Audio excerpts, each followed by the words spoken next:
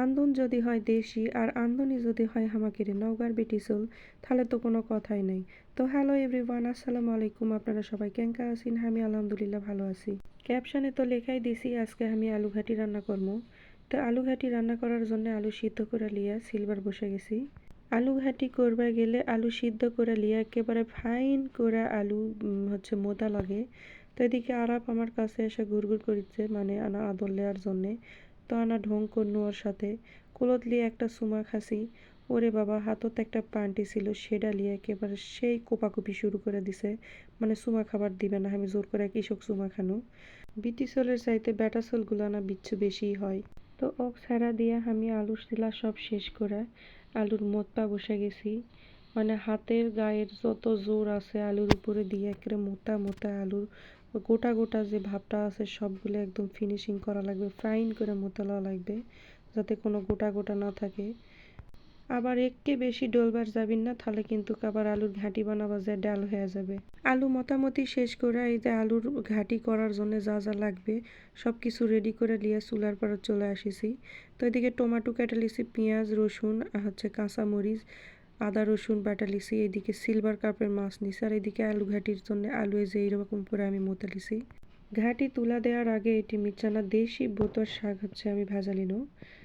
বোতার শাক যেটা আমরা গ্রামের ভাষায় বলি, বতুয়া শাক যেটাকে বলে। তো শাক ভাজি করার পরে আলু ঘাঁটি তুলা দিনু। তার জন্য প্রথমে পেঁয়াজ কড়াইতে ভাজা লিচ্ছি, তারপরে আস্তে আস্তে যা কিছু এই জায়গায় নিয়েছিলাম আমি সব দিয়ে দিনু। কাঁচামরিচ রসুন থিতা করা ছিল। ঘাঁটিত কিন্তু ঝাল আনা চটমটাই দেওয়া লাগে, তাছাড়া কিন্তু ভালো লাগবে না। আর নতুন আলুর ঘাঁটি আনা মিষ্টি মিষ্টি লাগবে। তো পেঁয়াজ রসুন সব কিছু ভেজালার পরে ওর মধ্যে মিচ্ছানা জিরা ফেলা দিনু। তো জিরা আগে দিলেও হয়, আগে দিলে কি হয় জিরাটা পুড়া যায়। তো এই জন্য পেঁয়াজ রসুন ভাজার পরে জিরা দিনু, তারপরে তেজপাতা দিনু, গরম মশলা, তারপরে টমেটো, রাঁধুনি পাতা না দিলে ঘাঁটির কোনো মজাই নাই।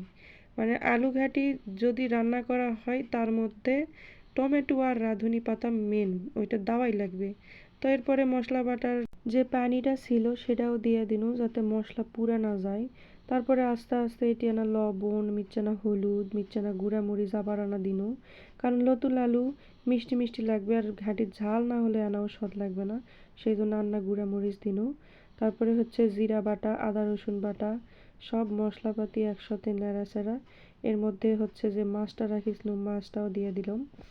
মাছ দিয়ে ভালো করে নাড়াচাড়া করে এর মধ্যে এখন রাঁধুনি পাতাটাও দিয়ে দিব। তো ভিডিওটি কে কোন জেলার থেকে দেখিচ্ছেন, ইনকা করে আলু ঘাটি কে কে রান্না খান আর আমার মতো এত পছন্দ কে করেন অবশ্যই কমেন্ট করে জানাবেন। ইনকারা আলু ঘাটি নতুন আলুর ঘাটি রান্না করলে মানে পেট ভরে ভাত খাওয়া যায়। এই যে দিয়ে দিনু রাঁধুনি পাতা। তো রাঁধুনি পাতা দেওয়া দেখে অনেকেই মনে করবেন এতগুলো পাতা কিসের জন্য দিলেন। তো রাঁধুনি পাতা বেশি দিলে না গন্ধ বেশি বের হয়, আর এই জন্য খাইতেও অনেক মজা লাগে। এই আলু ঘাটি রান্না করার জন্যে যত মশলাপাতি এখানে ব্যবহার করা হয়, আর এই জন্যই কিন্তু আলু ঘাটি এত মজা লাগে। ইনকারা আলু ঘাটি করলে পেট ভরে ভাত খাওয়া পারবেন। তো সব কিছু মশলাগুলো আমি মানে মিচ্ছানা করে কষা লিচ্ছি আর আনা করে লাড়াচাড়া করে লিচ্ছি।